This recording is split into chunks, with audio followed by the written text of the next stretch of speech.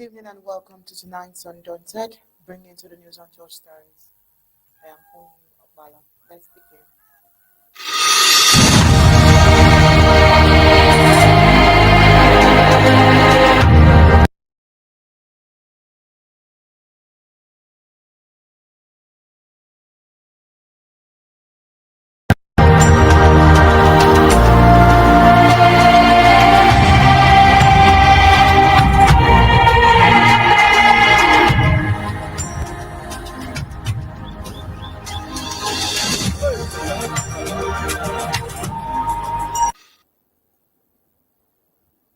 In a shocking turn of events, a group of youth from the Atlantic zone were allegedly manipulated into donating 5 million francs CFA to support Paul Biya's presidential candidacy in Biya on the 26th of April 2024.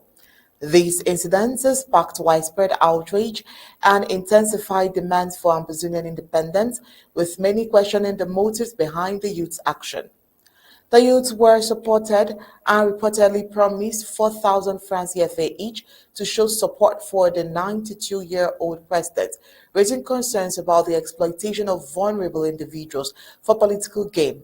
This incident has led many to wonder if there's a larger pattern of manipulation at play.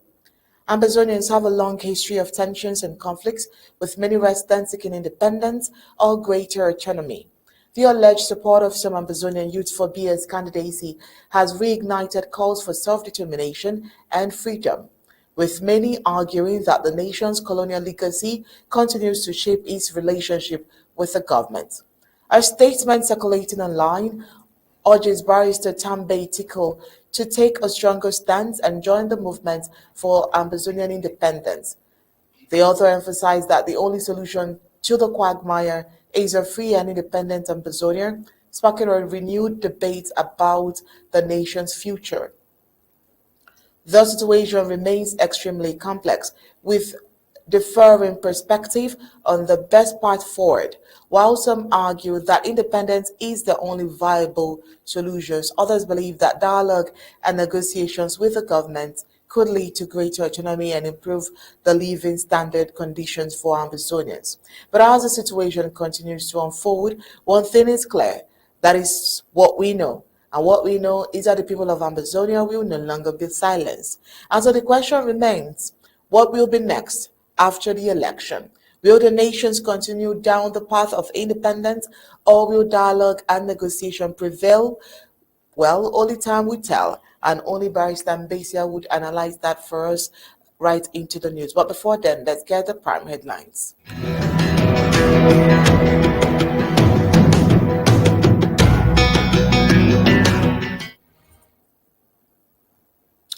Right, tonight we have teachers killed by unidentified gunmen in Bambili. Also tonight, La Republic de Cameroon extorts Atlantic Zone youth for 5 million francs CFA to fund Biya's campaign. Outrage over harassment of Ambazonian youth sparks call for independence. While on the African scene, wildfire spreads in Cape Town, South Africa, prompting evacuations. While in France, a massive blackout hit Spain, Portugal, and some part of France. Now let's get the news in full detail.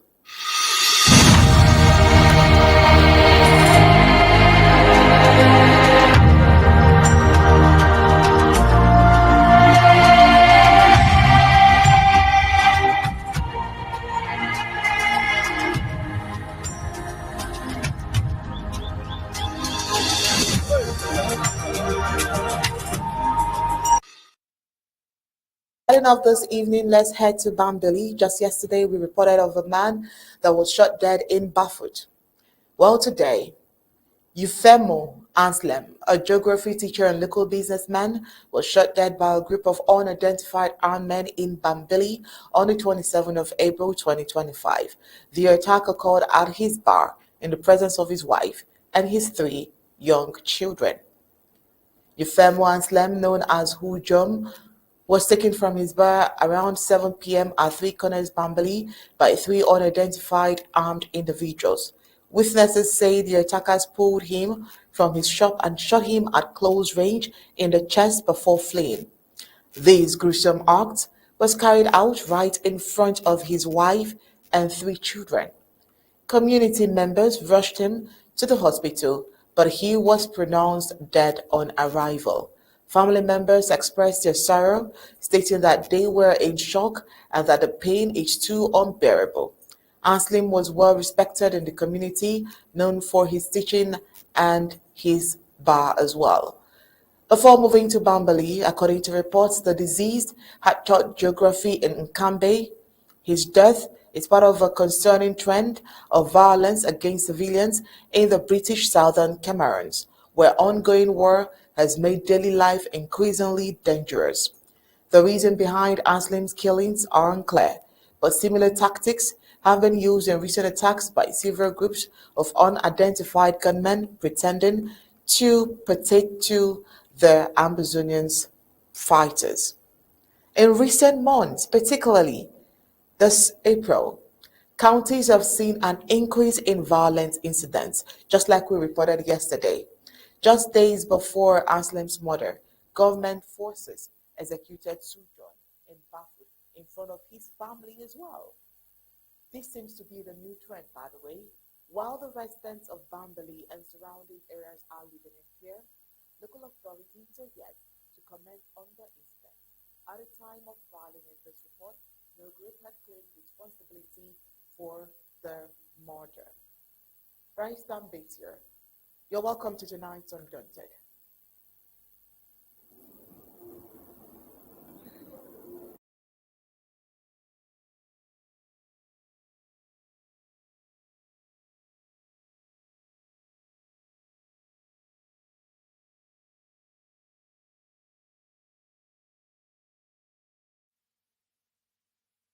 Mbeseha, can you hear me?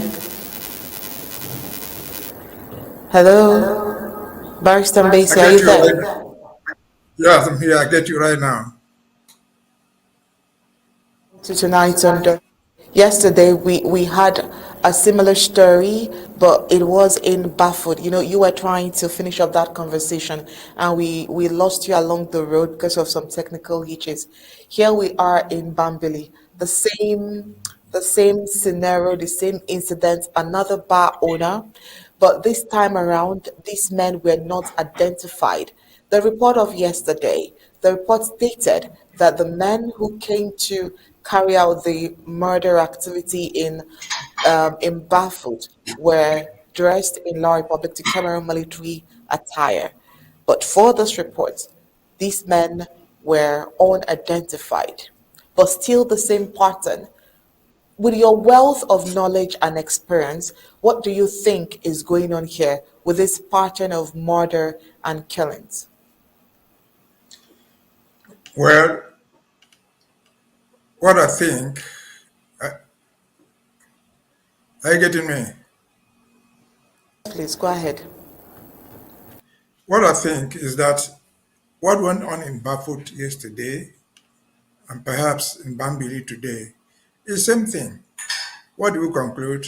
In Bafut, it was armed men in government uniform and armored cars. In Bambili, they claimed the killers were unknown. But the pattern is the same. I didn't start yesterday. If you look at the ages of the two victims, they are of the same age range. The second point is that they are all Ambazonians. So why only Ambazonians of that range are being killed with impunity?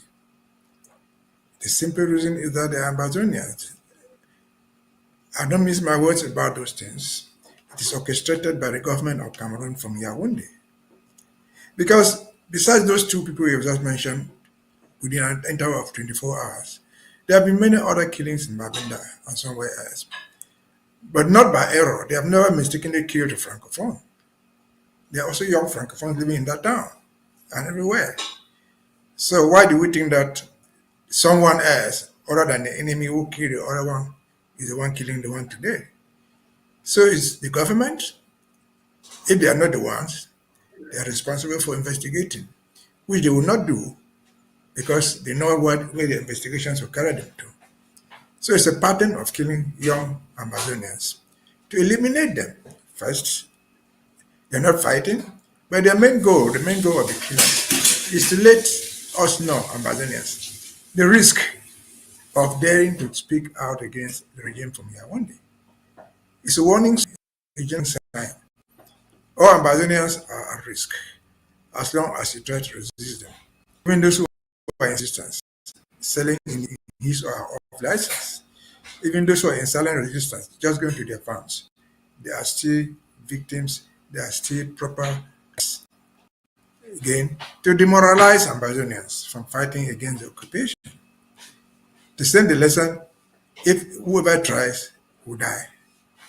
In addition to those, we talked about Abdul Karim and thousands of others locked up in prison for doing nothing but just for being young people from Amazonia, young in age and young in reasoning.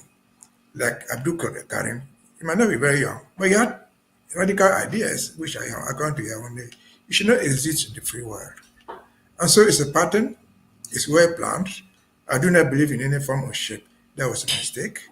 If it is a mistake, let the government responsible for the territory, for the area, investigate and bring the criminals to book. But they will never, as we have said many times before, they investigated Florence Ayofa. We saw no result. They claim to have investigated Ngaribu. We saw nothing. They claim to have investigated the killings in Kumba. We found nothing as a result, punishing the criminals. And so that pattern continues. It is just a lesson for all Ambazonians. Whether you are fighting, whether you are giving money or moral support, you are also a victim. You are also a target for elimination. So those of us who survive, who are still alive, were just because that gun could have been that guy could have been me, could have been you, could have been any of us. Because at least they don't even pretend to say they did anything wrong. The only thing they did wrong was that they are Ambazonians. Even if they don't proclaim so, they live in Bamenda. All of them, Bafoot and Bambili are not so far apart. They live in Ambazonia. They are all Ambazonians. And then they kill them with armored cars, but with our money. They shoot them down with guns, AK-47s, but with our money. And nobody would dare ask the question. And again, as I said yesterday on other occasions, where are the peace crusaders in Bamenda? Where are the bishops and pastors? Where are the politicians? Should they just keep quiet when they eliminate unarmed citizens, when they take away young people's lives? No, no. There's nothing like normalcy without justification. We have to go to the root cause of this problem and end this occupation once and for all, and end this senseless killing once and for all. Again. They have none of those things have occurred to Francophones, who are thousands in Bamenda, who are thousands and hundreds in Kumba, in Boya, and so on. And so it cannot be a mistake. It's designed, again, according to me, just to teach us a lesson. Whoever calls himself British Southern Cameroonian, call them Anglophones as they call from here one day. You are at risk. You are a citizen to be eliminated for the good of having a one and indivisible Cameroon, that nobody is allowed even to mention it, to raise a finger of protest. Over to you. All right, thank you so much, First Mbeseha. This can only happen because they, of course, are Ambazonians. Now, moving into another kind of similar report that we had yesterday, we reported of the students who have been brought before elections. They've been bought just before the elections coming forth.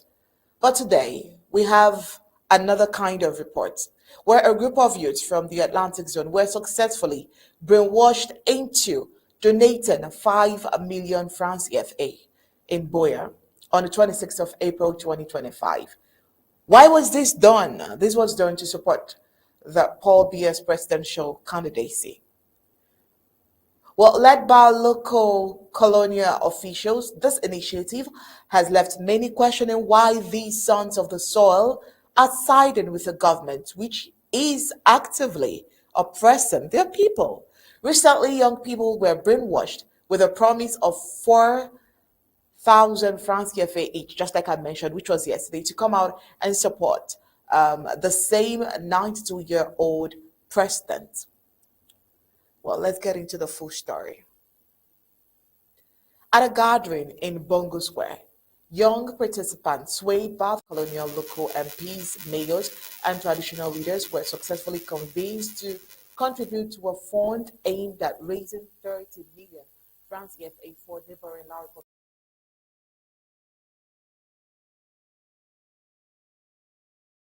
Urban, given the worsening economic hardships they have been facing for over 8 years now. Malumba Sambe, the colonial MP for Boya Auburn, referred to the donation as an act of loyalty to the father of the nation. Impressive. However, this loyalty appears to stem from a form of brainwashing. Many youths have been conditioned to support a government that has left them struggling for basic necessities. The Atlantic zone has suffered greatly due to an over 8 year war that has claimed hundreds of thousands of lives and devastated the local economy. Young people often find themselves jobless with many opportunities to improve their circumstances nowhere to be found. Yet, they feel compelled to give monies they can not even afford for themselves to a government that has consistently failed them. There has been a growing awareness amongst many young people and youths about the betrayal they face from those in power. One student from the University of Boyer, who wished to remain anonymous, articulated this frustration and he says, how can we finance a system that oppressed us? He's asking. We are wondering too. According to statistics, nearly 60% of youths under 25 in La Republic, Cameroon, and Ambazonian combined have only known Paul Biya as president since 1982. Now, with no promise of a hopeful future, they are left to deal with a legacy of economic mismanagement and corruption. To critics supporting BS seems like a betrayal of their own struggles. They are being taught to accept the extortion of their limited resources to sustain a regime that has made life unbearable. On the other hand, blind supporters might argue that beer has stabilized the country, but this so-called stability comes at a great cost. Families are torn apart, communities are decimated, and dreams are crushed. Civil society voices expresses their outrage, with one internally displaced person asking, where were these youths when the army was burning their villages? Is that not even all? Meanwhile, others have described it as a disheartening circumstances to see a stagnant Ambazonian youth align with a government that has perpetuated their suffering and trapped them in a cycle of manipulation. They strongly believe that the choices these youths make today could have lasting consequences. Are they pressured to do this? Even if they are, what could the odds be? Barrister Mbeseha, does this surprise you? What are the odds? What game do you think is being played out here? Because, I mean, we know that even the education is not even something that they can hold on to. Extortion, no job opportunities. What do you think is playing out here? Do you think this is just merely a media propaganda to make people actually think that just maybe there are actually people who can contribute, or people are actually persuaded to do this? I'm trying to get a balance at this, but what would your thoughts be on this? My thoughts are this. It's not the people, those young men there and women you've seen on the screen have not contributed any money. They've contributed zero. The money is the taxpayers' money, fraudulently brought out to showcase whatever thing they call President Bobia's candidature. The question you should ask yourself is the students and the youths, what do they constitute in terms of presidential elections in Cameroon? Candidates are put out by political parties. As simple as that. That's why. Are these students a political party? What political influence do they have to insist on a particular candidate? Everywhere in the world, candidates themselves or their parties campaign for their candidates, and then they win or they lose. If these young men and women wanted to vote for Paul Biya, whoever they want, is that the best way for them to come around and say, well, we're nominating Paul Biya? You're nominating him as what? You're supporting his candidature as what? You're not a political party. You're just young men and women being manipulated. And to be very honest, personally, those faces to show us there. If one of them turn out were my relative or that I knew, you'll be ostracized from the family because that is absolute manipulation. They have contributed no money. That is money brought in from Yaoundé, taxpayers' money stolen to serve Paul Biya's program. Elections are not yet announced. They are announced. They are not yet open for nomination. I find people, young as they are, standing up there to claim to pressurize someone to stand as a candidate. As whose candidate? The student's candidate? Or those individuals carrying those CPDM attire? So why not even be wise? Why not let the party in charge, the CPDM, freely nominate their own candidate? And when the time comes to vote, if that is your wish, you go and vote for him. You have no role to play at this time, urging somebody to be a candidate in an election that the man himself has not said anything. Based on the records that we know, in 2018, Paul Biya never went out to campaign anywhere. The whole election he never campaigned. He went to Garawa, to Marawa, I think, for 10 minutes. And that was all of it. That's the only country in the world that I know that presidential candidates or candidates win elections before they are even announced. It's a ploy. And as I said yesterday, if these guys are Ambazonians, if they are Southern Cameroonians, if they can call them. And let us be reminded again, as I said yesterday, Ben Mona, who died a couple of years back, 3 4 years back, spoke in very, very clear language. The future is there for the youth, not for the dead Ben Mona, not for me, not for you. You have to fight for your own future. Fight for what you deserve to have. Fight for your own future.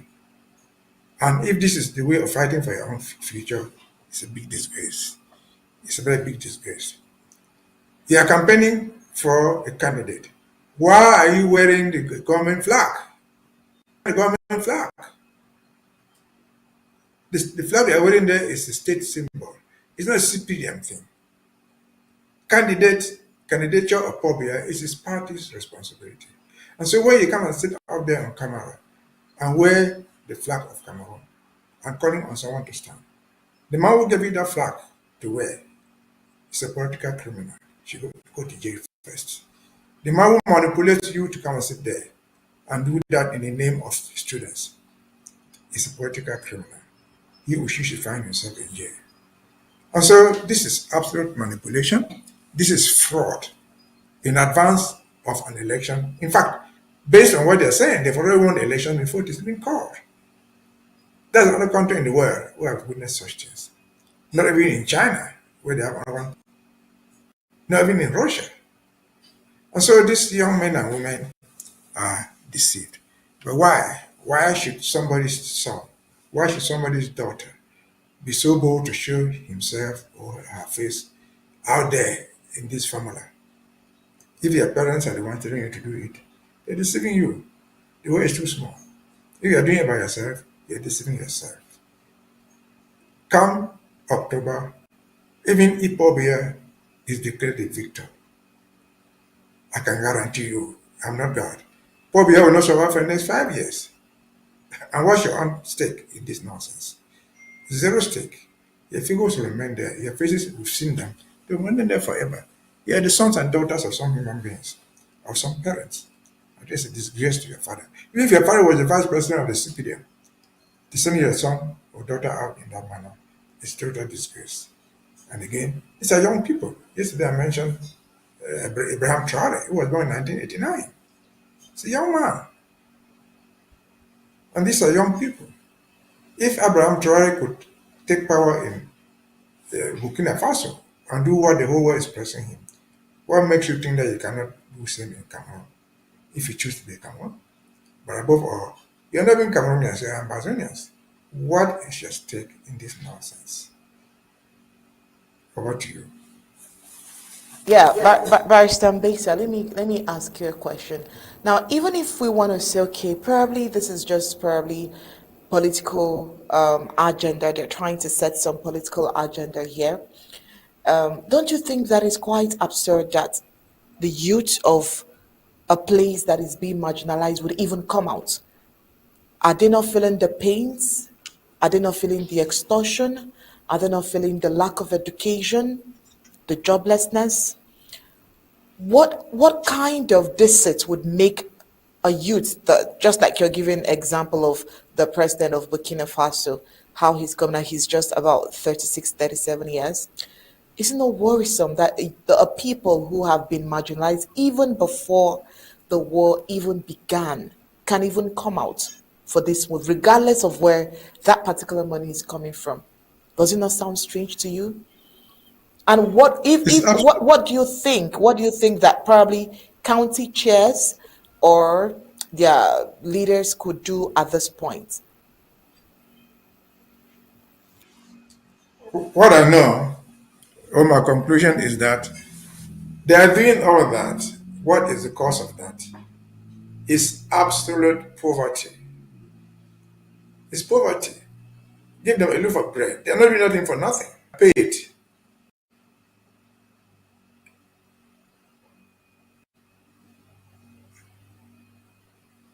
Again, they are not doing all those things for nothing. They are paid to do. And what are they receiving? In fact, 5,000 is even too much. They give 2,000 sometimes. Even on the promise that they will give, they don't pay them money. And so it just goes down to say one thing.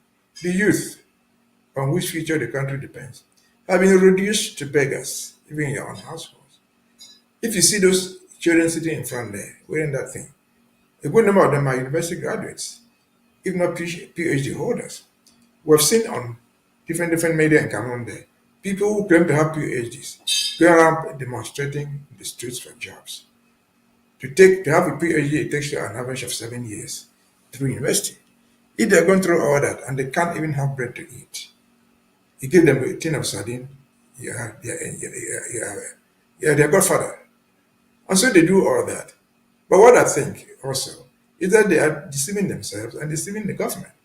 Come election day, if it is true elections, it is a secret ballot.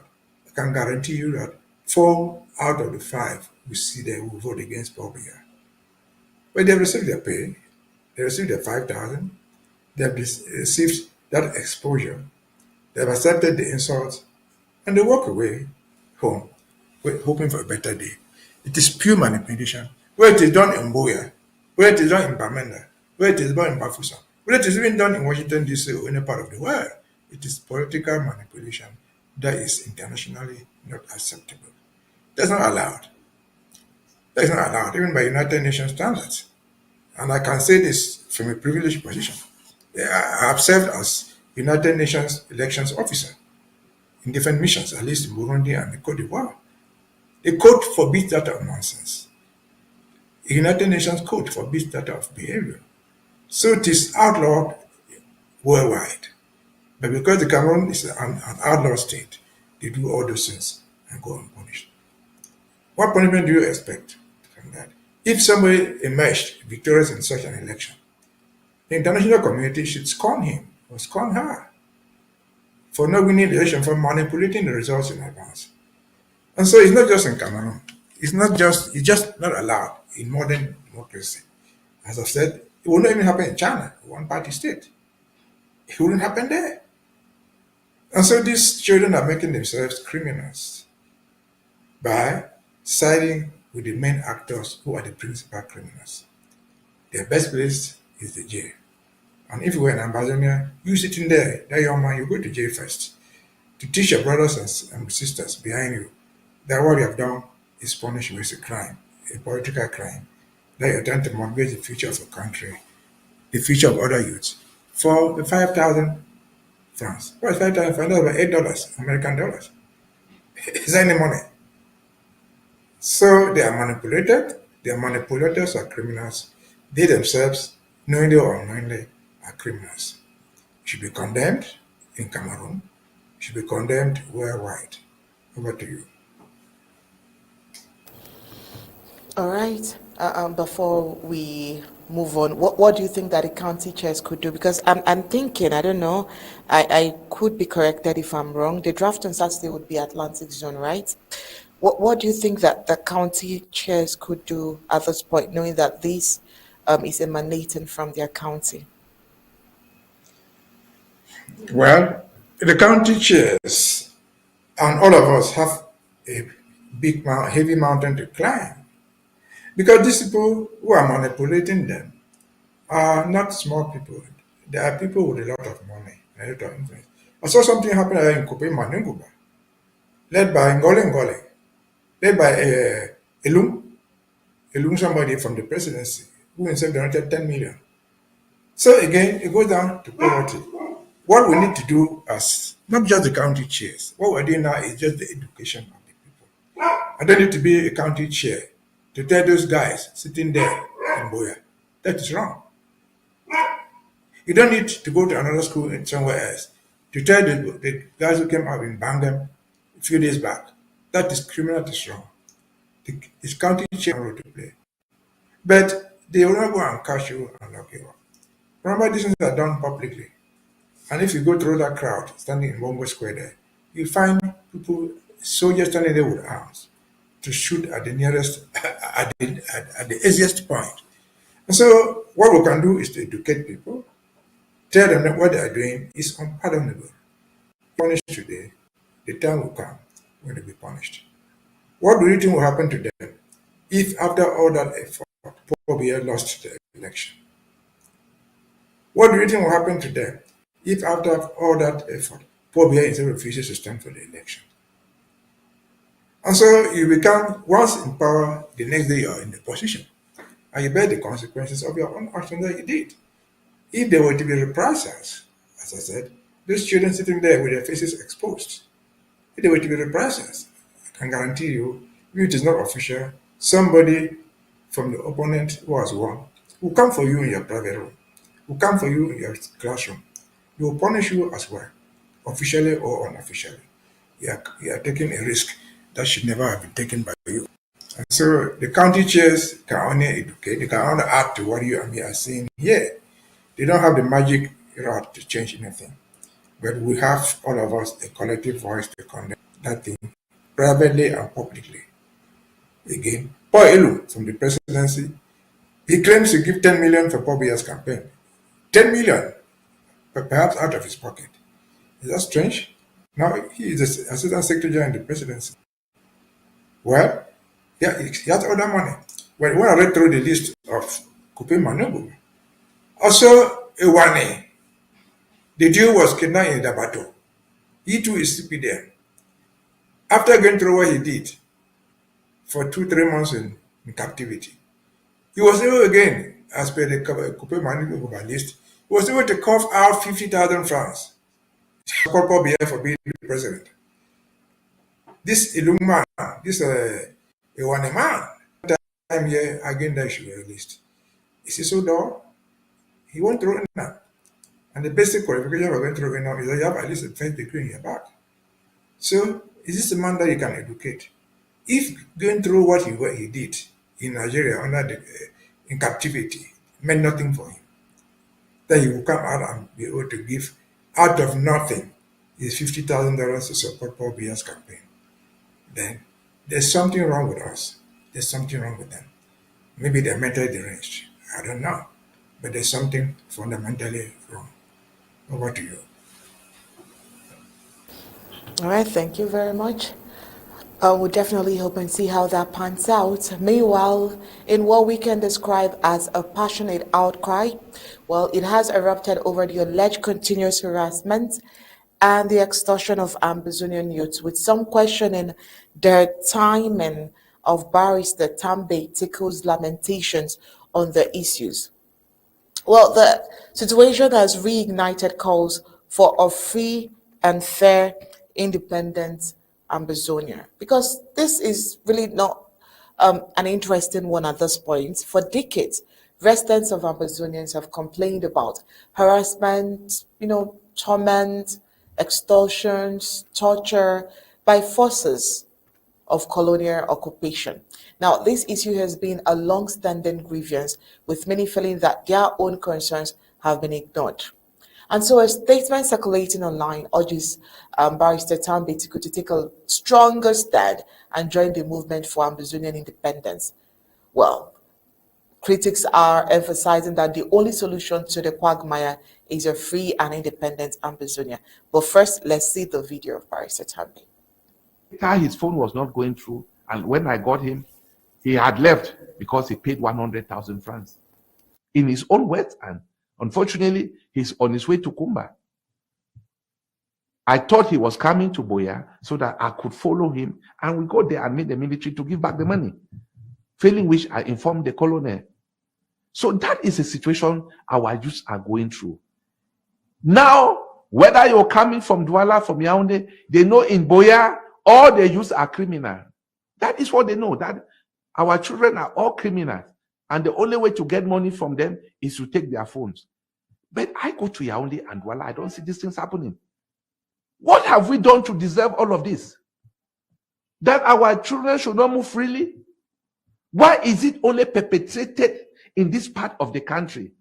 And yet we are talking of solving crisis, conflict. How do we end the conflict when every day injustice is perpetrated on the youth?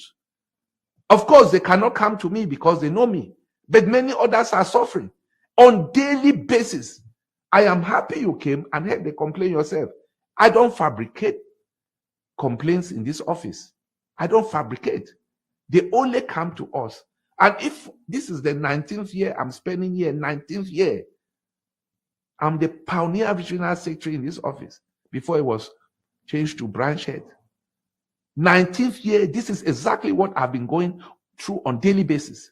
We have recovered monies from Semil, 300,000 francs. In fact, the governor, the procurator were all aware. Was even the governor would ask that the man of Semil should leave the security meeting and go back to his office and ensure that that money is produced.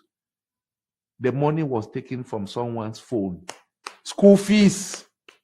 A student of Landmark University.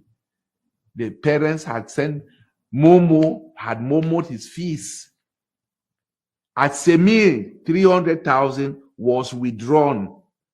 And you expect people to sit quiet. Okay, we managed to recover the money and stayed quiet. We did not go to the press. We did not show the identity of the perpetrators. But I can tell you, I was there myself and got the money, Semil. And it's not the first time. As I'm talking, the same Semil has another matter that the Procureur General, who is so inundated with cases from Semil, sent that matter to Legion for investigation, where a friend went and reported through the connivance of her boyfriend, reported another friend that the friend sent a message. Of course, she was owing the friend that if you come back, you have traveled to Nigeria. If you come back, you and I, we will see. The matter was reported to Semil.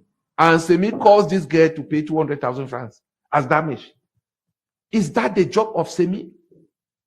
Semil has a mandate to deal with military morale and nothing to do with civilians. In fact, if a civilian is caught in an offense, whatever, you send to the competent body for investigation. They don't have the capacity to deal with civilians.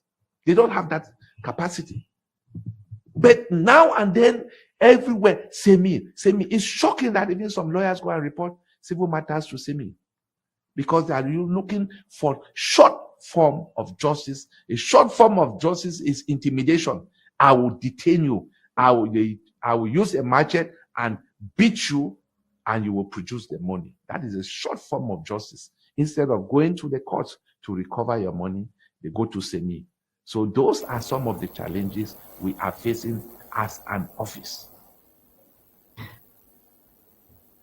Oh, well, the Southern Cameroons have experienced extortions from different dimensions, with some residents seeking this particular independence that Ambazonians are fighting for, or greater autonomy.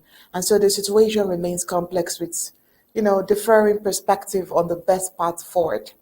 And so the statement concludes by urging Barrister Tambe to stop the, talks and do the needful and join Ambazonian movement. But I mean, we're not the ones to say, Barrister Mbeseha, you have a stronger stake on conversations like this and a clearer understanding. And so would want you to, interpret what you can get and deduce from the tone of Barrister Tambe.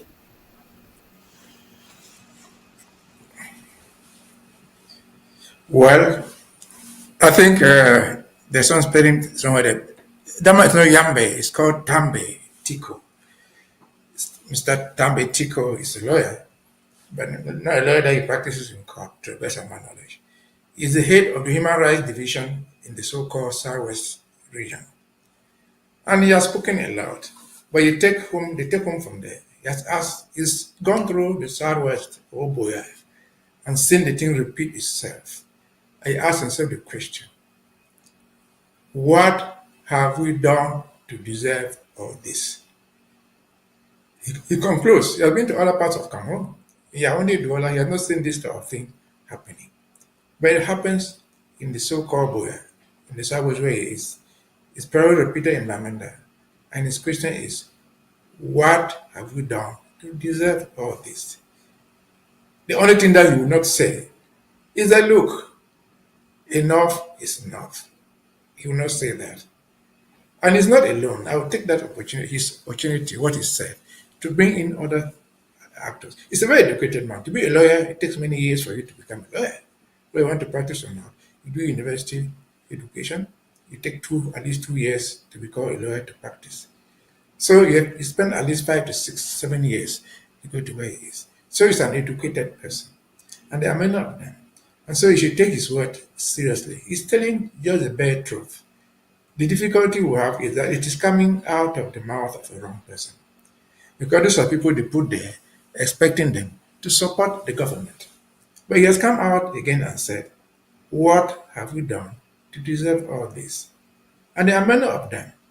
That would take me, for example, to a certain Professor Ngo, who put out some of his things, his historical analysis of the Ambazonian problem. What I take from there, just a few sentences. Professor Ngo says, from day one, Ahiju was very reluctant even to accept a federation. While we, Poncha and the rest, were looking for a federation, Ahiju was not prepared to have a federation. It was imposed on him. And then that would account for all what Ahiju did to destroy the so-called federation. If this is a historian and he has come to this conclusion, the final question is, why do we deserve to be in this place? Why should we be there? If from day one, the opponent, the other party, in an agreement, was not willing to even abide by it. He fell short of saying, look, these people are justified to return to where they belong. Because it was a mistake. Ahiju was on the other side, did not want it.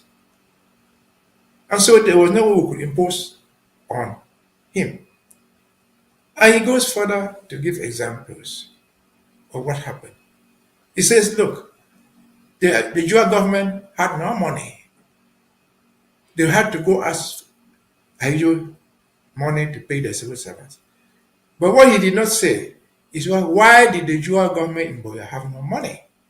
Where was their money? He forgot to say that, look, they had manipulatively taken away everything that could give them money. So the federation, what they call a federation, was a federation intended just to assimilate you. And if that is the analysis of a historian, he did not conclude. They say, look, people deserve to go back. Why should we go through all this, Mr. Tambe asked. Why should we go through all this, as Mr. Professor Ngo asked? And his narration is almost always true. He says, well, At the referendum of 1972, there was supposed to be black and white. But he concludes that in some places, the blacks who were supposed to be opposing the abolition of the Federation were not existent. And so why, therefore, a historian telling these facts cannot conclude rightly that we are supposed to fight and join us fight this injustice? Why? That's a lawyer. That's a historian. Why should we go through all this? And then you go down again. I remember this last week. So many things happened that they have had the opportunity to analyze, but we should always bring them in here. There was a meeting held in South Africa. They call it a conclave. Conclave what? To discuss independentists will face how to caucus, how to work together. And they need choice.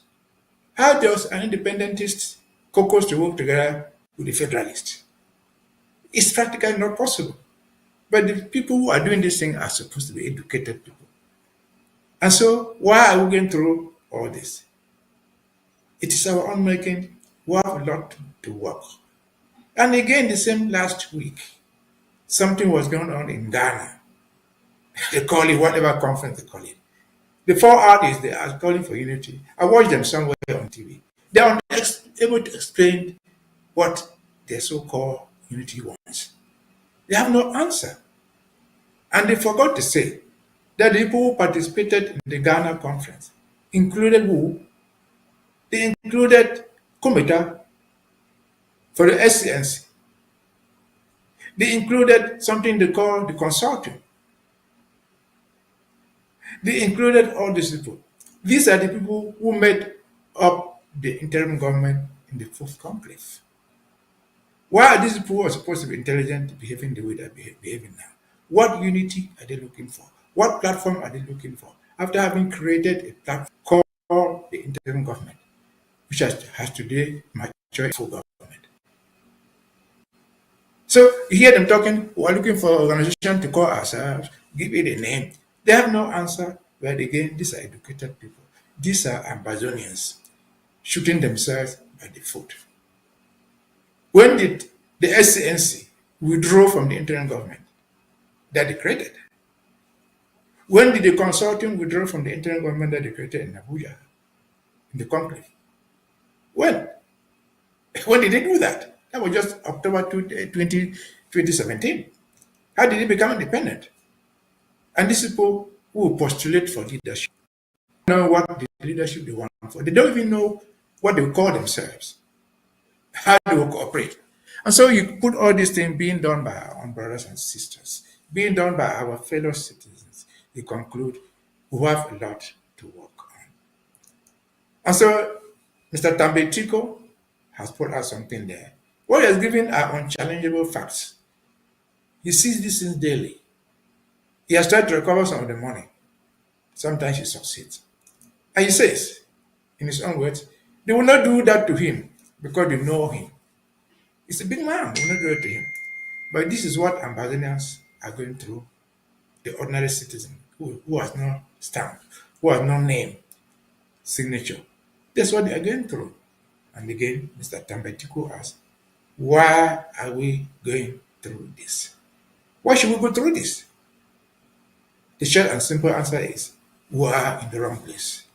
He didn't say that. We're in the wrong place. All what they needed to do, these people, Mr. Tambetiko, as a big man, he carries a big following. He's a human rights observer. This has been going on for 6-7 years. The guys in South Africa already met to caucus for the independentists to caucus with the federalists. Why are we going through this? The people meeting in Ghana to work out a new leadership. Why are we going through this? What happened to the interim government that is set up? Mr. Kumita, you start in the Restoration Council as a representative of the so-called SNC.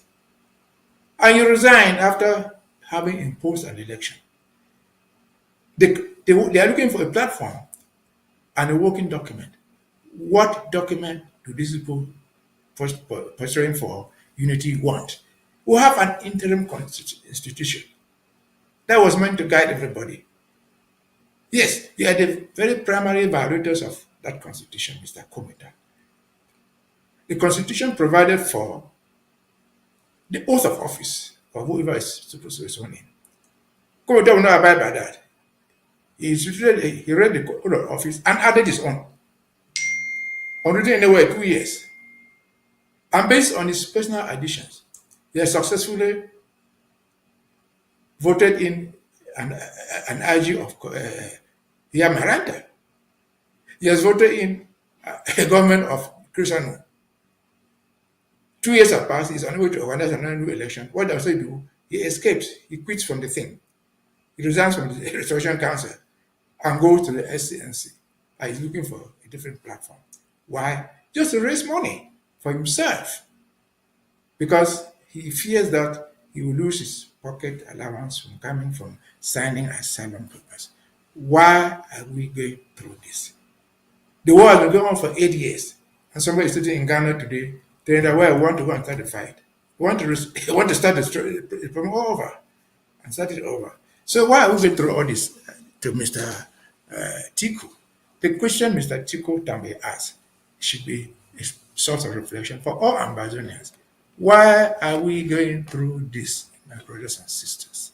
Now, we can adopt this. And so, that's where we are. We're not supposed to be where we are, Mr. Tambe Tiku said. We're not supposed to be there. And so, the bottom line is, join the bandwagon. Stop reinventing the history. Professor Ngo, join the bandwagon. You are the one, you know it so well that from day one, Ahidjo was not interested in this thing. He was deceiving Foncha. He was deceiving the Munas. He was deceiving the Endeles. And so, and as a historian, you should be able to say, look, these people are background history, to walk away from this nonsense. You're not doing it. And so that is the way we face. That's what we face. Thank Mr. Tambe Tiku for at least saying that popularly, for giving us this point of reflection. Why are Ambazonians, southern forms going through this? It's not going in Douala, it's not going in Douala, it's not going in Yaoundé, it's not going on anywhere else. Why are we going through this? It is the marriage that has gone sour. The parties should separate and go their own ways and live their lives the way they want to live. That's a better summary. And so again, thank Mr. Tambe Tiku for being able to put that out. May the Lord bless you for you to do more and put the full stops and the commas where they deserve to be. Over to you. All right, so those last phrases there, Barrister Mbeseha. I wasn't expecting those gentle prayers, but I'm sure that the prayers would meet him well. So thank you so much for being part of Undaunted tonight. We'll definitely see you next time we have bulletins here on Undaunted. So right after this break, we'll definitely bring you reports across Africa. You're welcome. Thank you. You're welcome.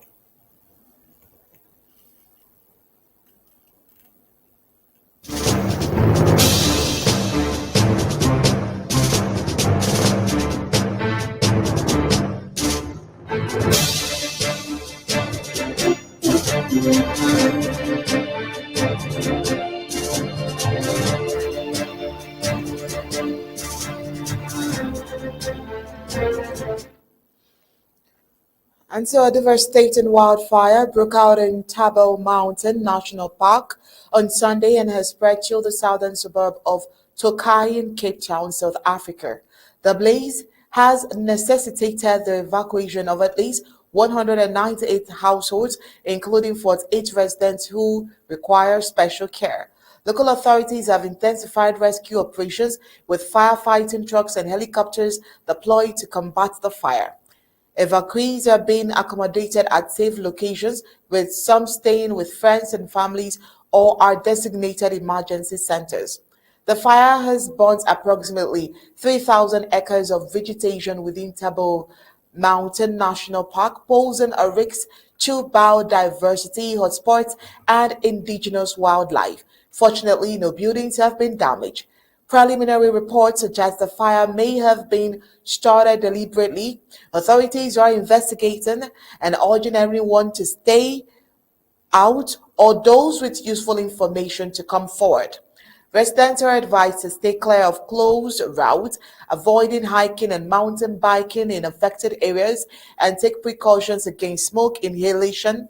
In a similar event, a full evacuation order was issued for Pringle Bay due to the Hanky Clip fire, with the Claymont Town Hall established as an emergency evacuation center. News across the globe comes up next.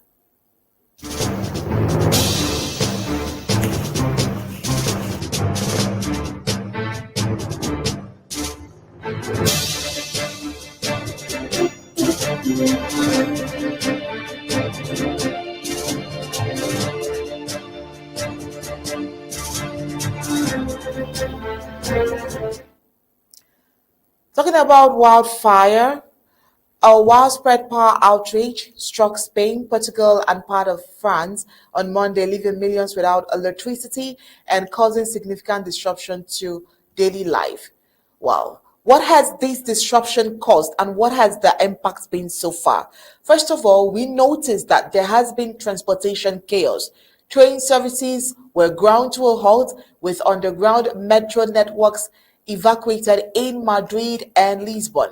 Airports in Madrid, Barcelona, Lisbon, Porto, and Faro experienced power losses, but backup generators helped restore critical services quickly. We also heard that daily life were disrupted.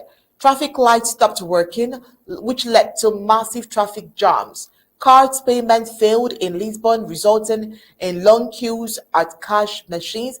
Hospitals, courts, and emergency services switched to backup generators to maintain essential services. Generally, when a city like that is down, it will have a lot of economic impact. And so the outrage caused serious disruption for millions and resulted in economic losses for businesses, companies, and industries, according to Spanish Prime Minister Pedro Sanchez. What could have caused this? Authorities suspect either a cyber attack or fire damage to a high voltage line. Portugal's national electric company, REN, suggested a rare atmospheric phenomenon or a fire on Alaric Mountain in the southwest France might have damaged a major high voltage power line, causing the outrage. And so, power restoration, according to them, is estimated to take between 6 to 10, 12 hours. But as of today, Tuesday morning, electricity had been restored to nearly 90% of mainland Spain, with 61.35% of energy demand restored in affected areas by midnight. So by midnight tonight, we'll definitely see if that has worked. Emergency services are working around the clock to manage the situations, and authorities are treating it as an urgent national security concern. Another question is, how has the government responded to this? Spanish Prime Minister Pedro Sanchez assured the public that all potential causes are being analyzed and warned against speculation to prevent misinformation. Portuguese Prime Minister Luis Montenegro stated that the sources of the outrage was possibly in Spain. And so the European Commission is in contact with Spain and Portugal over the crisis, with European Council President Ursula von der Leyen reaffirming support for monitoring the situation and coordinating efforts. On the other side, Russian President Vladimir Putin has announced a unilateral 72-hour ceasefire in Ukraine from May 8 to May 10 to commemorate Victory Day, a significant holiday marking the Soviet Union's defeat of the Nazi Germany in World War II. The Kremlin cited humanitarian grounds for the truce. Kyiv has responded cautiously, insisting on a longer immediate truce. Ukrainian officials have not yet confirmed whether they will adhere to the proposed ceasefire. Victory Day, according to report, is a major secular holiday in Russia celebrated on the 9th of May. It commemorates the Soviet Union's victory over Nazi Germany in 1945 and is marked with parades, ceremonies, and tributes to veterans. This is where we draw the curtains on tonight's Undaunted. But before we go, let's take a look at the major stories.